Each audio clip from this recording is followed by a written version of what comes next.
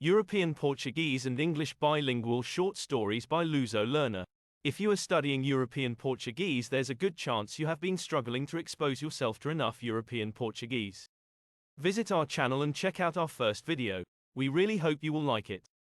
We will be releasing a video every day for the next week. Come check us out. Don't forget to like and subscribe to help our growing channel if you like the video. Happy learning! No coração da floresta encantada, sob a sombra do velho carvalho, Oliver, o urso, acordou em uma manhã diferente de todas as outras. O sol filtrava pelas folhas em feixes dourados, mas hoje eles não aqueciam o coração de Oliver como de costume. Enquanto esticava seus grandes braços peludos, Oliver sentiu uma pesadez no peito. Era um sentimento incomum, uma mistura de tristeza e preocupação.